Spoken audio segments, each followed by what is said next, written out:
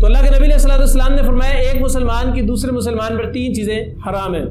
سب سے پہلی چیز اس کی عزت، دوسری چیز اس کا مال، تیسری چیز اس کی جان۔ یہ 3 چیزیں ایک مسلمان کی دوسرے مسلمان پر حرام ہیں۔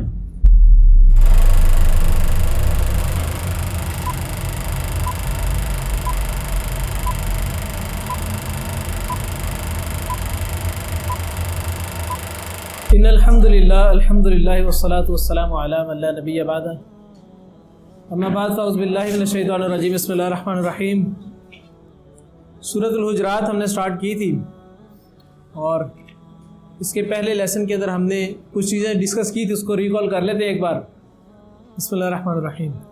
سب سے پہلی 2 آیات کے اندر ہم نے ڈسکس کیا تھا کہ اللہ کے نبی علیہ الصلوۃ والسلام کا کوئی حکم آ جائے یا قرآن مجید کا کوئی حکم آ جائے تو اس سے اوپر ایک بات بھی انسان کو کرنے زیب نہیں دیتی۔ مومن کو یہ زیب نہیں دیتا کہ وہ اس سے اوپر اپنی کوئی بات رکھے یا کوئی اپنی رائے اس کے اوپر رکھے کہ بھئی یہ بھی کیا جا سکتا ہے، ایسا مومن کو اختیار نہیں ہے۔ پھر دوسری چیز ہم نے یہ ڈسکس کی تھی کہ اپنی آوازوں کو کیا کرنا چاہیے، دھیما رکھنا چاہیے، پست رکھنا چاہیے۔ نبی علیہ الصلوۃ والسلام کے حکم کے مقابلے میں بھی اپنی آواز کو فوراً اونچا نہیں کرنا چاہیے، اپنی آواز کو ان کے حکم کے مقابلے کے اندر نہیں لے کے آنا چاہیے۔ اور دوسری ایک چیز ہم نے یہ ڈسکس کی تھی کہ اگر کسی دوسرے سے بھی بات کی جا رہی ہو تو آواز کو اتنا، آواز کا لیول، وائس لیول اپنا اتنا رکھیں کہ صرف اس بندے کو سنائی دے جس بندے کو سنانا چاہتے ہیں، بجائے اس کے کہ آپ پورے محلے کو سنا رہے ہوں۔ یہ ادب کے خلاف ہے۔ اس کے بعد ہم نے ڈسکس کیا تھا کہ اگر کوئی شخص تمہارے پاس کوئی خبر لے کے آتا ہے، کوئی شخص تمہیں آگے کوئی خبر دیتا ہے، کوئی نالج کی بات کرتا ہے، کوئی نیوز سناتا ہے، تو اس نیوز کو بغیر تحقیق کے کیا نہیں کرنا، نہیں ماننا۔ اس نیوز کی پہلے ریسرچ کرنی، اس کی تحقیق کرنی کہ یہ بات درست بھی تھی کہ نہیں تھی۔ اگر بات درست ہے تو اس کو مان لینا، اگر نہیں درست تو رد کر دینا۔ اس کے بعد ہم نے ڈسکس کیا تھا کہ اگر 2 مسلمان آپس میں لڑائی جھگڑا کر رہے ہوں تو تیسرا اگر دیکھ لے تو تیسرے پہ فرض ہو جاتا ہے کہ وہ ان دونوں کے درمیان کیا کروا دے، صلح کروا دے۔ اور دونوں میں سے اگر کوئی زیادتی کر رہا ہوگا تو اس کو اس کی زیادتی کا احساس دلانا ضروری ہے، بغیر احساس دلوائے صلح نہیں کروانی۔ جس طرح کل میں نے مثال بھی دی تھی 2 بھائیوں والی، تو اس چیز کو ذہن کے اندر رکھنا ہے۔ اور ہم نے چوتھی چیز ہم نے ڈسکس کی تھی کہ انما المؤمنون اخوہ، کہ مسلمان آپس میں کیا ہیں، بھائی بھائی ہیں۔ تو اللہ کے نبی علیہ الصلوۃ والسلام نے فرمایا ایک مسلمان کی دوسرے مسلمان پر 3 چیزیں حرام ہیں۔ سب سے پہلی چیز اس کی عزت، دوسری چیز اس کا مال، تیسری چیز اس کی جان۔ یہ 3 چیزیں ایک مسلمان کی دوسرے مسلمان پر حرام ہیں۔ آج ہم انشاءاللہ ڈسکس کریں گے آیت نمبر 11 سے۔ بسم اللہ الرحمن الرحیم۔ یا ایھا الذین آمنوا، اے لوگوں جو ایمان لے، لا یسخر، نہ مذاق اڑائے، قوم کوئی قوم، من قوم کسی قوم کا، عسیٰ ہو سکتا ہے ان کے یکونوا ہوں وہ خیرن بہتر منہم ان سے، ولا اور نہ نساء اور نہ عورتیں، من نساء عورتوں کا، عسیٰ ہو سکتا ہے ان کے یکن خیر منہن کہ ہو وہ بہتر ان سے، ولا تلمزوا اور نہ تم عیب لگاؤ، انفسکم اپنوں کو، ولا تنابزوا اور نہ تم چڑھاؤ ایک دوسرے کو، بالالقاب ساتھ برے القاب کے، بئس الاسم الفسوق کتنا برا ہے نام فسق میں، بعد الایمان بعد ایمان کے، ومن لم یتب اور جو کوئی نہ توبہ کرے، فاولئک هم الظالمون تو یہی لوگ ہیں وہ جو ظالم ہیں۔ اللہ تعالیٰ نے اس آیت کے اندر سب سے پہلی چیز ڈسکس کی وہ یہ کہ ایک قوم دوسری قوم کا کبھی مذاق نہ اڑائے، ایک انسان دوسرے انسان کا کبھی مذاق نہ اڑائے، ایک برادری، ایک ذات کبھی دوسری ذات کا مذاق نہ اڑائے۔ ہر انسان کبھی بھی پرفیکشن کے لیول کو نہیں پہنچ سکتا۔ ہر انسان کے اندر کچھ اچھائیاں ہوتی ہیں، کچھ برائیاں ہوتی ہیں۔ ہر قوم کے اندر کچھ اچھائیاں ہوتی ہیں، کچھ برائیاں ہوتی ہیں۔ ہر قوم کے اندر کچھ اچھی خصلتیں ہوتی ہیں، کچھ بری خصلتیں ہوتی ہیں۔ تو اب بری خصلتوں کی بنا پر اس قوم کو برا کہنا یہ کام درست نہیں ہے۔ اللہ کے نبی علیہ الصلوۃ والسلام نے مذاق اڑانے سے منع فرمایا ہے۔ مذاق اڑانا اور مذاق کرنے کے اندر فرق ہوتا ہے۔ مذاق اڑانے کے اندر جو چیزیں، جو ایلیمنٹ پایا جاتا ہے وہ یہ کہ ٹارگٹ کیا جاتا ہے۔ مثال کے طور پہ ہماری سوسائٹی کے اندر جو سب سے زیادہ ٹارگٹ ہونے والی قوم ہے ان میں ایک پٹھان قوم ہے اور دوسری سردار قوم ہے۔ ہمارے جتنے میسیجز ہوتے ہیں، جتنے جوکس ہوتے ہیں، وہ سارے کے سارے انہی 2 قوموں کے اوپر ہی منحصر ہوتے ہیں۔ تو یہ کام اسلام نے قرآن مجید کے اندر حرام قرار دیا ہے۔ یہ ایز اٹ از اسی طریقے سے حرام ہے جس طریقے سے سور کا گوشت حرام ہے۔ ہم سور کا گوشت کے سنتے ساتھ ہی جو ان سے ہے وہ کتنی کراہت محسوس کرتے ہیں۔ کیا ہمیں کبھی یہ آیات پڑھتے ہوئے کراہت محسوس ہوئی ہے؟ ہم تو بڑے آرام سے دوسروں کا مذاق اڑانا شروع کر دیتے ہیں۔ ہماری نوجوان نسل کے اندر اتنی ایک بری سی عادت پائی جاتی ہے اب کہ 4-5 دوست بیٹھے ہیں تو بیٹھ کے کسی چھٹے بندے کا یا اپنے میں سے کسی ایک بندے کا چیزا لگاتے رہیں گے, اس کو جگتے لگاتے رہیں گے, اس کا شوگر لگاتے رہیں گے, وہ بیچارہ منہ بنا کے بیٹھا ہوا ہے اور باقی سارے مل کے اس کو ٹارگٹ کیے جا رہے ہیں, اس کو ڈیگریڈ کیے جا رہے ہیں. یہ آپ یقین مانیں, یہ جب ڈیگریڈ کیا جاتا ہے, یہ جب مذاق اڑایا جاتا ہے, یہ مذاق اڑانے والے ان کی بھی نفسانی بیماری کا سبب بنتی ہے, اور جن کا مذاق اڑایا جا رہا ہوتا ہے وہ بھی نفسیاتی بیمار بنتے جاتے ہیں. اگر ہم چاہتے ہیں کہ ہمارے دوست نفسیاتی بیمار بن جائیں تو پھر بیٹھ کے مذاق اڑائیں, اچھے طریقے سے اڑائیں, کھل کھلا کے اڑائیں, تاکہ وہ بیمار ہو, آپ بھی بیمار ہو, نفسانی طور پہ پاگل ہو جائیں آپ لوگ بھی. تو اس طرح کی عادت کو اللہ تعالیٰ نے قرآن مجید کے اندر حرام قرار دیا, اور پھر فرمایا کہ ولا تلمزوا, نہ تم عیب لگاؤ انفسکم, اپنے نفسوں کو, ولا تنابزوا, نہ تم چڑھاؤ ایک دوسرے کو بالالقاب, برے القاب سے. فرمایا کسی کو عیب نہیں لگانا چاہیے, کسی کے اوپر کوئی داغ نہیں لگا دینا چاہیے کہ پٹھان قوم تو ہوتی ایسی ہے, یا جٹ تو ہوتے ہی ایسے ہیں, یا ہمارے ایک بڑی مشہور ایک چیز ہے کہ اللہ معاف کرے, گجروں کے بارے میں مشہور ہے کہ گجر ہوتے ہی گندے, نہاتے ہی نہیں ہیں. حالانکہ ایسی کوئی چیز نہیں ہے, حالانکہ ایسی کوئی چیز حقیقت کے ساتھ اس کا کوئی تعلق نہیں ہے. ہو سکتا ہے کوئی اور بندہ ہو وہ ہفتے ویسے نہ نہاتا ہو, لیکن یہ ہم نے چیز گجروں کے اوپر کیوں ہم نے داغدار کر دی ان کو. اللہ تعالیٰ نے اس قرآن مجید کے اندر اس چیز سے سختی سے منع فرمایا. پھر تیسری چیز اللہ تعالیٰ نے منع فرمائی وہ یہ کہ ایک دوسرے کو برے القابوں سے نہ نوازو, ایک دوسرے کو برے ناموں سے نہ پکارو. ہم کیا کرتے ہیں, ہم نے ایک دوسرے کے برے نام رکھے ہوتے ہیں. ایک ہوتا ہے وہ نام جو کہ محبت سے رکھا جاتا ہے, وہ نام اس چیز کے اندر شمار نہیں ہوتا. لیکن یہاں پر جن ناموں کا تذکرہ آ رہا ہے یہ وہ نام ہیں جن کو آپ دوسروں کے کسی عیب کی وجہ سے رکھتے ہیں, اور وہ نام اس شخص کو برا بھی لگتا ہے.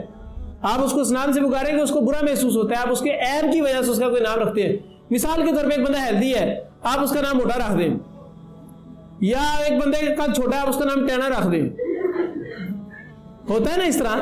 یا ایک بندہ جو سے نا کوئی اوور اسمارٹ ہے, کوئی بہت ہی زیادہ دبلا بدلا ہے, آپ اس کا نام کانگڑی پہلوان رکھ دیں. یہ چیزیں جو سی ہیں ہمارے تو تمسخر کا سبب بنتی ہیں, لیکن اللہ تعالیٰ نے ان چیزوں سے سختی سے منع فرمایا ہے. تو ان چیزوں کو کبھی بھی نہیں کرنا چاہیے. پھر میں کہ یا الذین آمنوا اجتنبوا, اے لوگوں جو ایمان لے اجتناب کرو, کثیرا من الظن, بہت زیادہ گمان کرنے سے, ان بعض الظن من الاثم, ان بعض الظن اسم, بے شک بعض گمان گناہ ہیں, ولا, اور نہ تجسسوا, نہ تم تجسس کرو. اللہ تعالیٰ نے پھر فرمایا کہ تم زیادہ گمان سے بچو. زیادہ گمان کرنا, زیادہ پرسپیکٹیو تیار کر لینا, ہمارے ہاں ہوتا ہے اس طرح کہ ہم بیٹھے بیٹھے ایک چیز کو سوچتے ہیں, ایک سینیریو کو سوچتے ہیں, اس کے بارے میں اپنا پہلے سے ہی بغیر تحقیق کے پرسپیکٹیو تیار کر لیتے کہ نہیں یہ چیز ہے, تو اوبویس سی بات یہ چیز ایسے ہی ہوئی ہونی ہے. ہم اپنے دماغ کے اندر غلط پرسپیکٹیو تیار کرتے جاتے ہیں, اس کے بارے میں الٹے سیدھے گمان تیار کرتے جاتے ہیں. اللہ تعالیٰ نے اس چیز سے منع فرمایا. کیوں؟ کیونکہ فرمایا ان بعض الظن من الاسم, زیادہ گمان کرنا. بعض اوقات کچھ گمان ایسے ہوتے ہیں جو کہ گناہوں کے اندر انسان کو لے جاتے ہیں, اور یہ گناہ ایسے ہوتے ہیں جن کا انسان کو پتہ بھی نہیں ہوتا کہ میں گناہ کر رہا ہوں. کیوں؟ کیونکہ تو بیٹھ کے سوچ رہا ہے, وہ صرف گمان کر رہا ہے نا, تصوراتی دنیا کے اندر بیٹھا ہے, لیکن گناہوں کے اندر بیٹھا ہے, اس کو یہ نہیں معلوم ہوتا. تو اس لیے زیادہ گمان کرنے سے بچنا چاہیے, اوور تھنکنگ سے بھی بچنا چاہیے. اوور تھنکنگ جب جو انسان کرتا ہے وہی زیادہ تر برے گمان یا الٹے سیدھے اس طرح کے پرسپیکٹیو اپنے دماغ کے اندر تیار کر کے رکھتا ہے. جو لوگ اوور تھنکنگ کرنے والے ہوتے ہیں ان کے ذہن کے اندر ہوتا ہے اچھا اس طرح چل رہا ہے تو اس کا مطلب یہ ہوا ہوگا, فلان اس طرح کیا ہوگا, فلان اس طرح کیا ہوگا, تو اب میں نے یہ کرنا ہے. خود ہی سے جو ان سے ساری باتیں تیار کر کے خود ہی سے ان کے جواب تلاش کرتے جانا, اس چیز سے اسلام نے منع فرمایا. پھر فرمایا کہ ولا تجسسوا, نہ تم تجسس کے اندر پڑ جاؤ. کسی چیز کی ٹو میں نہیں رہنا چاہیے. ایک چیز جس کو اللہ تعالیٰ چھپا رہے ہیں نا تمہارے سے, اس چیز کی ٹو میں نہیں رہنا چاہیے.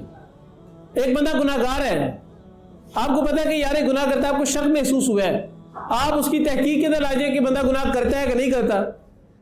گناہ اس کا ہے, آپ کو کون سے نفلوں کا ثواب مل رہا ہے جو ان سے تجسس کر کے بیٹھ کے اپنا ٹائم بھی ویسٹ کر رہے ہیں, بیٹھ کے جو ان سے ہے نا وہ دوسرے کے بارے میں الٹے سیدھے گمان بھی تیار کر رہے ہیں. جب کسی انسان کے تجسس کے اندر پڑ جاتا ہے نا انسان, پھر الٹے سیدھے گمان ذہن کے اندر تیار ہونا شروع ہو جاتے ہیں. دیکھیے تمام گناہ آپس میں کنیکٹڈ ہوتے ہیں. کہتے ہیں کہ ایک جھوٹ کو چھپانے کے لیے کتنے جھوٹ بولنے پڑتے ہیں, 100 جھوٹ بولنے پڑتے ہیں, کہاوت مشہور ہے. ٹھیک ہے, اسی طریقے سے ایک گناہ جو ان سے ہے یہ لیڈ کرتا ہے دوسرے گناہ کی طرف. ایک وہ سپورٹس ہے پہاڑی علاقے کے اندر زیادہ تر ہوتی ہے فری فال, اس کے اندر کیا ہوتا ہے پاؤں کے ساتھ انسان کی وہ ربڑ سی باندھ دیتے ہیں, ٹھیک ہے, اور انسان کو پہاڑ کے اوپر سے جو نا پھینک دیا جاتا ہے. وہ اس طرح زمین پہ جاتا ہے فری فال. اب اس میں انسان نے کیا کچھ نہیں ہے, صرف اس نے ایک قدم آگے بڑھایا ہے. باقی سارا کمال کس کا ہے؟ اس ربڑ بینڈ کا ہے. وہ نیچے لے کے جائے گی, پھر وہ جس طرف ربڑ بینڈ لے کے جائے گا اسی طرف انسان نے جانا ہے. انسان اس میں کچھ بھی نہیں کر پاتا. یہی طریقہ, یہی سیم کی سیم چیزیں انسان کے گناہوں میں بھی ہوتی ہیں. بعض کو انسان صرف ایک گناہ کرتا ہے اور وہ اس گناہ کو دھونے کے لیے نہ جانے کتنے ہی گناہ کرتے جاتے ہیں. ایک گناہ سے دوسرے گناہ, دوسرے سے تیسرے جو ہوتے ہیں, گناہوں کی لت پت ہو جاتا ہے اور انسان ان سے بچ نہیں پاتا. اسی لیے پہلے گناہ سے بچ جانا چاہیے. چھوٹے گناہ کو چھوٹا سمجھ کے کبھی بھی نہیں کرنا چاہیے. ولا یغتب, اور نہ تم غیبت کرو, بعضکم بعضا, تمہارے بعض کی. غیبت کرنا ایک ایسی چیز ہے جو کہ اسلام نے سختی سے منع قرار دی ہے. ہمارے یہاں ہوتا یہ کہ دو لوگ آپس میں بیٹھے ہیں نا, کتنے گھنٹے ڈسکشن ہوتی رہتی ہے. اس ڈسکشن میں زیادہ تر پتہ کیا ہوتا ہے؟ دوسروں کی باتیں ہو رہی تھی. وہ ایسا کرتا ہے, وہ ایسا کرتا ہے, وہ ایسا کرتا ہے, میں نے اس کو دیکھا وہ اس طرح کر رہا تھا, ٹھیک ہے, وہ اس کا رویہ دوسرے بندے کے ساتھ اس طرح صحیح نہیں ہے, وہ بندہ یہ برائی کرتا ہے, یہ برائی کرتا ہے, یہ برائی کرتا ہے, اس نے فلاں جگہ جھوٹ بولا, فلاں جگہ بولا. ہم بیٹھ کے ایک دوسرے کے بارے میں ڈسکشن کرتے رہتے ہیں. اس بندے کے بارے میں ڈسکشن کر رہے تھے, یہ ہمارے درمیان موجود نہیں ہوتا, اس کو پتہ بھی نہیں ہے. ہم اس کے بارے میں اتنی اس کی برائیاں بیان کرتے جاتے ہیں. یہ تمام کی تمام چیزیں غیبت کے اندر آتی ہیں. کس کے اندر آتی ہیں؟ غیبت کے اندر آتی ہے. اسی سے بچنا چاہیے. پھر فرمایا کہ ایحبو, کیا پسند کرتا ہے, احدکم, تم میں سے کوئی ایک, ان کی یاکلا, کہ وہ کھائے, لحما, گوشت, اخی, اپنے بھائی کا, میتن, مردہ کا, فکرہتموہ, پس تم ناپسندیدہ کرتے ہو اسے. واتقوا اللہ, اور اللہ تعالیٰ سے ڈرو. ان اللہ تواب الرحیم, بے شک اللہ تعالیٰ توبہ قبول کرنے والا, نہایت رحم کرنے والا ہے. اللہ تعالیٰ نے غیبت کی ایک مثال دی ہے. کیا تم لوگ پسند کرتے ہو کہ تمہارا ایک بھائی جو کہ مردہ ہو, جو کہ مر چکا ہو, تم اس کا گوشت کھا رہے ہو؟ پسند کرتے ہیں ہم لوگ تو مری مرغی نہیں پسند کرتے. کیوں؟ کیونکہ حرام ہے. وجہ یہ کہ ہم اپنے بھائی کا گوشت کھا رہے ہو, سگے بھائی کا, اور وہ بھی مرے ہوئے کا. تصور کر کے دیکھیں کہ بھائی ہمارا مرا پڑا اور ہم اس کا گوشت چبا کے کھا رہے ہوں, کو پسند کرتے؟ کتنی کراہت ہوتی ہے. اللہ تعالیٰ نے فرمایا فکرہتموہ, تم اسے کراہت محسوس کرتے ہو.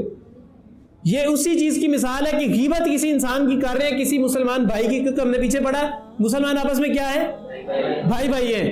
ایک مسلمان دوسرے مسلمان کی غیبت کر رہا ہے, اس کا مطلب وہ اپنے مسلمان بھائی کے ہونے کے ناطے, مسلمان کے بھائی ہونے کے ناطے اپنے بھائی کا مردہ گوشت کھا رہے ہیں. اتنی بری چیز ہے. فرمایا یا الناس, اے لوگو, انا بے شک خلقناکم, پیدا کیا ہم نے تمہیں, من ذکر, ایک مرد سے, و انثی, اور ایک عورت سے, وجعلناکم, اور بنا دیا ہم نے تمہیں, شعوباً, قومیں, و قبائل, اور قبیلے, لتعارفوا, تاکہ تم ایک دوسرے کو پہچانو. ان بے شک اکرمکم, تم میں سب سے زیادہ عزت والا, عند اللہ, اللہ تعالیٰ کے نزدیک, اتقاکم, تمہیں سب سے زیادہ تقوی والا ہے. ان اللہ علیم خبیر, بے شک اللہ تعالیٰ خوب علم رکھنے والا اور باخبر ہے. اللہ تعالیٰ نے فرمایا ہم نے اس انسانیت کی تخلیق ایک مرد اور ایک عورت سے کی. اب ان دونوں کو بنایا, ان سے آگے مختلف انسان بنتے گئے. انسانوں کی تعداد جب بڑھتی گئی تو اللہ تعالیٰ نے مختلف قبائل کے اندر انسان کو تقسیم کر دیا, مختلف قبیلوں کے اندر, ذاتوں کے اندر, قوموں کے اندر انسان کو تقسیم کر دیا. لتعارفوا, ان کا مقصد کیا قومیں بنانے کا, ان قوموں کے, ان قبائل کو, ان ذاتوں کو بنانے کا مقصد کیا؟ لتعارفوا, تاکہ تمہاری پہچان ہو سکے, تاکہ شناخت ہو سکے کہ یہ فلاں برادری کا شخص ہے. ٹھیک ہے. اب جو برادری کے لوگ ہوتے ہیں, ہر برادری کے اندر کچھ اچھی کوالٹیز ہوتی ہیں, کچھ بری ڈسکوالٹیز بھی ہوتی ہیں. ٹھیک ہے. اب ہر برادری کے اندر چیزیں موجود ہوتی ہیں. کوئی بھی برادری بالکل پرفیکٹ نہیں ہوتی. اس طرح میں نے پہلے بتایا کوئی بھی انسان بالکل پرفیکٹ نہیں ہوتا, کوئی قوم بالکل پرفیکٹ نہیں ہوتی. لہٰذا ان قوموں کے بنانے کا مقصد صرف اور صرف تعارف کروانا ہے. آپ دیکھتے ہیں کہ کچھ قوموں کے بارے میں ہمارے مشہور ہے کہ اس قوم کے اندر یہ عادت ہوتی ہے. مثال کے طور پہ اس طرح ہمارے درمیان یہ مشہور ہے کہ شیخ جو قوم ہے نا, شیخ برادری, یہ بزنس مین ہوتے ہیں. حقیقت بات ہے, آپ جتنی مارکیٹ کے اندر چلے زیادہ تر آپ کو شیخ ملیں گے, پٹھان ملیں گے. آپ ہماری یہ اندرون لاہورلی مارکیٹ کے اندر چلے, جتنی ہول سیل مارکیٹس ہیں ساری کی ساری شیخوں کی ہیں یا پٹھانوں کی ہیں. تو یہ وہ چیزیں جو کہ لتعارفوا, تاکہ تمہاری پہچان ہو سکے. اب رشتہ داری جب تعلق قائم کیا جاتا ہے, رشتے کیے جاتے ہیں, اس ٹائم ذات کو بھی دیکھا جاتا ہے. کچھ لوگ کہتے ہیں نہیں ذاتاں جے کی رکھے ہے, ذات کو نہ دیکھے, صرف یہ دیکھے کہ بندہ نمازی پرہیزی ہے کہ نہیں. بات ٹھیک ہے, لیکن اللہ تعالیٰ نے قومیں بنایا ہے, اللہ تعالیٰ نے تمہیں ذاتوں کے اندر تقسیم کیا ہے, تو لہٰذا ان کو بھی دیکھ کے کرو تاکہ تمہاری کوالٹیز آپس میں میچ ہوتی ہیں, تاکہ تمہارے رشتے, تمہاری بانڈنگز آپس میں زیادہ مضبوط ہوں. تو قوموں کو جو لوگ دیکھ کے, ذاتوں کو جو لوگ دیکھ کے رشتہ داری قائم کرتے ہیں, صحیح کام ہے, لیکن اس کے اندر ریجیکٹ نہیں ہونا چاہیے. کبھی بھی یہ نہیں ہونا چاہیے کہ نہیں جی ہم تو اپنی ذات سے باہر شادی کر نہیں سکتے چاہے ہماری کیوں نہ جائے. اکثر اس طرح ہوتا ہے دو لوگ آپس میں ایک دوسرے کو پسند کرتے ہیں, دونوں کی برادری چینج ہے, کو ذاتیں چینج ہے. اب ہوتا کیا, اسلام نے اس چیز کا حکم دیا کہ دو لوگ آپس میں پسند کرتے ہیں, اگر دونوں نیک ہیں تو دونوں کی شادی کر دو. لیکن ہوتا کیا کہ ہمارے درمیان دونوں نیک بھی ہیں لیکن برادری چینج ہے. صرف اس برادری کے چینج ہونے کی وجہ سے ہمارے درمیان اتنی بڑی لڑائیاں کریٹ ہوتی ہیں کہ ماں باپ ان بچوں کی آپس میں شادی نہیں کرتے, جس کی وجہ سے سوسائٹی کے اندر بگاڑ پیدا ہوتا ہے, برائیاں پیدا ہوتی ہیں. پچھلے دنوں ایک یہ واقعہ مشہور ہوا, ایک لڑکی جو سی ہے وہ کراچی سے کہتے تھے کہ اغوا ہو گیا, لیکن بعد میں پتہ چلا کہ اغوا نہیں ہوئی, وہ لاہور آ گئی تھی, تو لاہور آ کے اس نے کسی لڑکے سے شادی کر لی. تو یہ وہ کہانی مشہور ہے. اس کی وجہ کیا ہے, اس کا ذمہ دار کون ہے؟ یہ ہماری سوسائٹی ہے. یہی وہ چیزیں کہ ہم نے قرآن مجید کو نہیں پڑھا, ہم نے ذاتوں کو بنانے کے مقصد کو نہیں پڑھا, اسی لیے ہمارے درمیان یہ اختلافات پیدا ہو گئے. پھر فرمایا کہ ہاں ذاتوں کو بنانے کا مقصد تو یہ ہے کہ تمہاری پہچان ہو سکے, تمہاری کوالٹی ڈس کوالٹیز علیحدہ ہو سکے, لیکن ایک چیز یاد رکھنی ہے, اللہ تعالیٰ کے نزدیک تمہارے نزدیک اسٹینڈرڈ الگ ہو سکتے ہیں بہترین قوم کے, لیکن اللہ تعالیٰ کے نزدیک بہترین قوم, بہترین شخص کی جو علامت ہے وہ صرف تقوی ہے, کہ کون اللہ تعالیٰ سے کتنا زیادہ ڈرتا ہے, پرہیزگار کتنا زیادہ ہے, گناہوں کو کتنا چھوڑتا ہے, نیکیوں کو کتنا اپناتا ہے.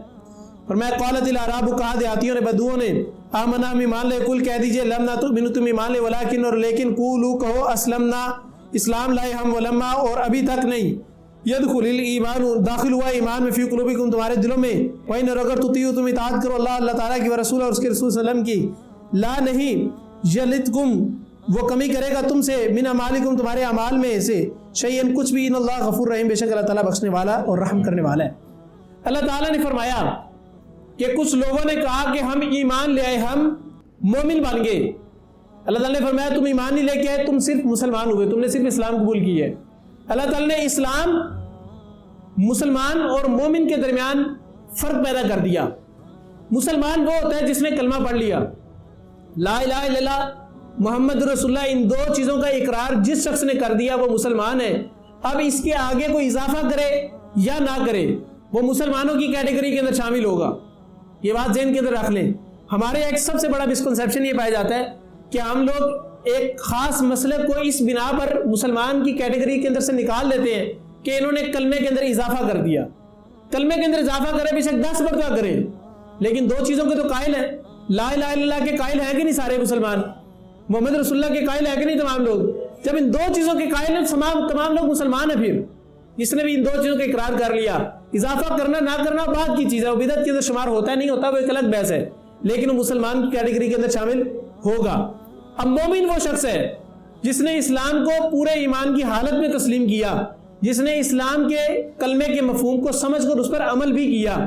جو شخص مومن ہوتا ہے اس کو پتا ہوتا ہے کہ میں نے لا الہ الا اللہ محمد رسول اللہ کو پڑھا ہے, اس کا مطلب ہے کہ لا الہ الا اللہ کا مفہوم ہے کہ اللہ تعالیٰ کے علاوہ کوئی الہ نہیں. جب اذان کی آواز کانوں کے اندر پڑ جائے, اس کا مطلب لا الہ الا اللہ کا مطلب یہ ہے کہ اذان کی آواز پڑھنے کے بعد کسی اور کی آواز کو اہمیت نہیں دی جا سکتی, کسی اور کی آواز کو اپنے دل کے اندر جگہ نہیں دی جا سکتی, کسی اور کی آواز کو پریورٹی نہیں دی جا سکتی. ڈرامے کی آواز اونچی کر کے نہیں بیٹھا جا سکتا کہ بھائی ابھی جو سا سیزن چل رہا ہے بس بریک آتی تو میں جا کے نماز پڑھتا ہوں, یہ چیز نہیں ہو سکتی. لا الہ الا اللہ کا مفہوم یہ ہوتا ہے.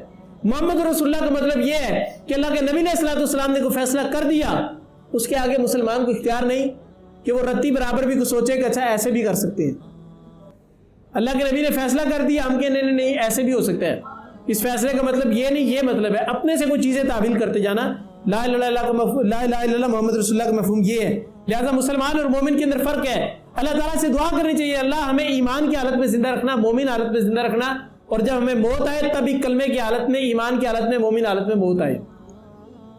پھر فرمایا انما المؤمنون, بے شک مومن تو الذین وہ لوگ ہیں جو آمنوا ایمان لے باللہ اللہ تعالیٰ پر, ورسولہ اور اس کے رسول صلی اللہ علیہ وسلم پر, ثم پھر لم نہیں یرتابوا وہ شک میں پڑے, وجاہدوا نے جہاد کیا, باموالہم اپنے مالوں سے, وانفسہم اپنے جانوں سے, فی سبیل اللہ تعالیٰ کے راستے میں, اولئک هم الصادقون یہی لوگ ہیں جو سچے ہیں. اللہ تعالیٰ نے مومن کی نشانیاں کچھ بتا دی. مومن لوگ وہ ہیں جو اللہ پر ایمان لائے, رسول اللہ صلی اللہ علیہ وسلم پر ایمان لائے, ولم یرتابوا نہ وہ شک میں پڑے, یعنی وہ ایمان کی حالت میں آگے شک کے اندر نہیں پڑے کہ نہ جانے ہم صحیح راستے پہ بھی ہیں کہ نہیں ہیں, قرآن مجید حق بھی ہے کہ نہیں ہے. وہ کسی چیز کے بارے میں شک پہ نہیں پڑے. پھر فرمایا کہ وجاہدوا اور انہوں نے جہاد کیا. جہاد کس طریقے سے کیا؟ باموالہم وانفسہم اپنے مالوں اور اپنے نفسوں سے جہاد کیا. مال سے جہاد کیا کہ اپنے مال کو اللہ تعالیٰ کے راستے کے اندر خرچ کریں, جو اللہ تعالیٰ کے نیک راستے ہیں ان راستوں کے اندر اپنے مال کو خرچ کریں تاکہ اللہ تعالیٰ کے دین کی سربلندی ہو سکے. بانفسہم اس سے مراد آپ کی ہر قسم کی کیپیبلٹی ہے. آپ جسمانی طور پہ جہاد لڑ سکتے ہیں, بندوق اٹھا سکتے ہیں, جائیں ان لوگوں کے ساتھ مل کے جہاد کریں جو لوگ جہاد کر رہے ہیں. اور اگر نہیں کر سکتے تو کم از کم اپنی قلم سے جہاد کریں, اپنی آواز سے جہاد کریں, اپنے نفس کے ساتھ جہاد کریں, اپنے گناہوں کے ساتھ جہاد کریں. انسان یہ تو کر سکتا ہے. پھر فرمایا کہ اولئک هم الصادقون, یہی لوگ ہیں سچے, ان کے علاوہ کوئی بھی شخص سچا نہیں ہے ایمان کے اندر. کوئی بھی شخص اپنے آپ کو مومن کہتا رہے, اگر یہ چیزیں اس میں نہیں ہے وہ مومن نہیں ہو سکتا, وہ سچا نہیں ہو سکتا. قل کہہ دیجیے اتعلمون, کیا تم بتاتے ہو اللہ تعالیٰ کو بدینکم, اپنا دین. واللہ, اور اللہ تعالیٰ یعلم, وہ جانتا ہے, ما فی السماوات و ما فی الارض, جو اللہ تعالیٰ جو زمینوں میں ہے جو کچھ آسمانوں میں ہے. واللہ بکل شیء علیم, اللہ تعالیٰ خوب جاننے والا اور علم رکھنے والا ہے. ایک چیز یاد رکھ لیں, جتنا مرضی عشق رسول کے دعوے کرتے جائیں, جتنا مرضی اللہ تعالیٰ سے محبت کے دعوے کرتے جائیں, محبت کا دعویٰ اس وقت تک سچا نہیں ہو سکتا جب تک ٹیسٹ کے اندر انسان کامیاب نہ ہو جائے. اللہ تعالیٰ کے نبی علیہ السلام سے محبت کے دعوے ہر کوئی کرتے ہیں, عاشق رسول ہونے کا دعویٰ ہر کوئی کرتا ہے, ٹائر جلا کے, احتجاج کر کے, یا 5 وقت کی نماز کی پابندی کر کے. یقین جانے جتنے بھی عاشق رسول آج کل یہ ہمیں نظر آتے ہیں جو کہتے ہیں اپنے آپ کو دعوے دار ہوتے ہیں, صرف کھوکھلے دعوے دار ہوتے ہیں. میں حقیقی بات نہیں کر رہا, کھوکھلے دعووں کی بات کروں. کھوکھلے دعوے دار ہوتے ہیں, ہم عاشق رسول ہیں, ہم جو سے عشق مصطفیٰ میں جان بھی لٹا دیں گے.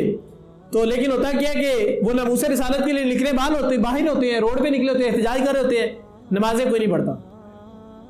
اذان ہو رہی ہوتی ہے اور ادھر جناب آپس میں لڑائی جھگڑے ہو رہے ہوتے ہیں, فساد ہو رہے ہوتے ہیں, اپنے ملک کی عمارتوں کو تباہ و برباد کر رہے ہوتے ہیں, شیلنگ کر رہے ہوتے ہیں, پتھراؤ کر رہے ہوتے ہیں.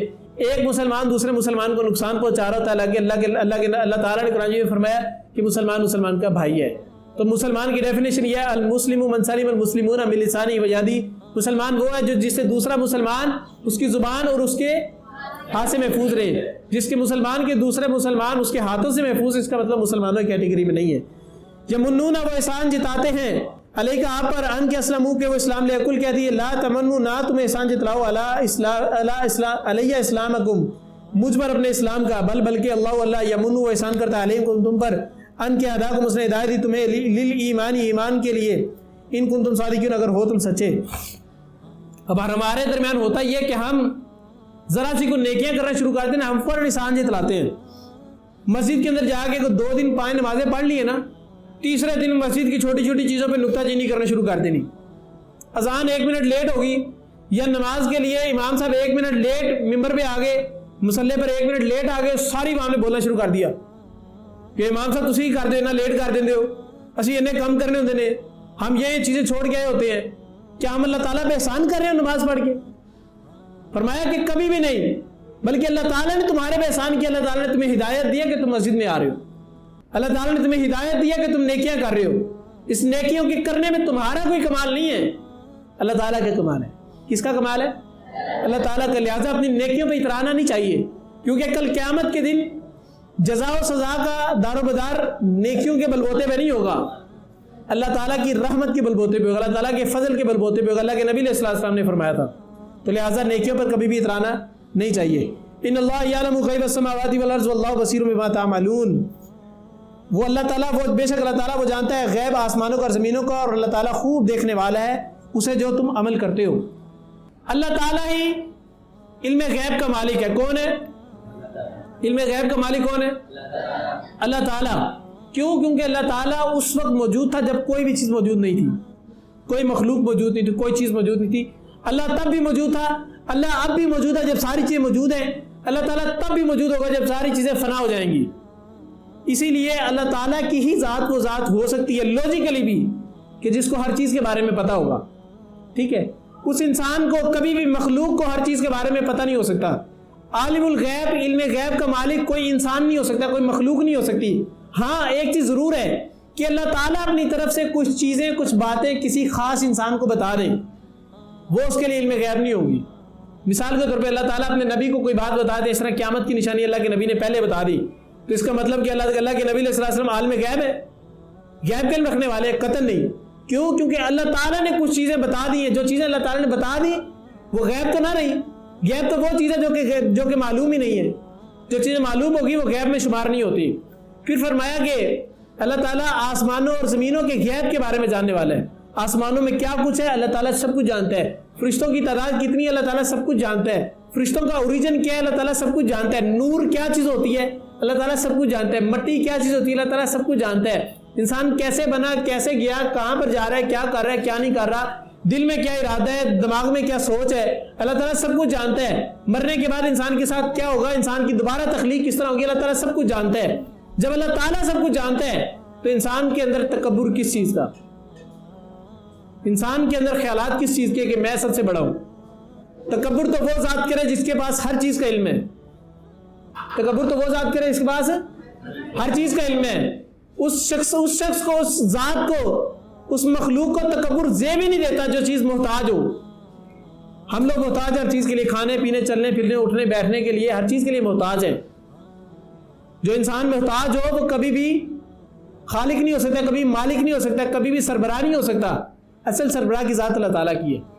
اللہ تعالیٰ سے دعا ہے کہ اللہ تعالیٰ جو ہم نے اس سورت کے اندر اخلاقیات کی کچھ چیزیں سیکھی ہیں, اللہ تعالیٰ ہمیں اس پر عمل کرنے کی توفیق عطا فرمائے, آمین. اور ہمیں گناہوں سے بچنے کی اور سوسائٹی کے اندر ایک بہترین انسان کی حیثیت سے اپنا کردار ادا کرنے کی توفیق عطا فرمائے. سبحانک اللہم و بحمدک اشہد ان لا الہ الا انت استغفرک و اتوب الیک. آج کے سبق سے کیا سیکھیں؟ گمان کم سے کم کرنے چاہیے, نیگیٹو تھنکنگ نہیں لے کے آنی چاہیے, اوور تھنکنگ نہیں کرنی چاہیے, اور دوسروں کا مذاق نہیں اڑانا چاہیے, اور کوئی بات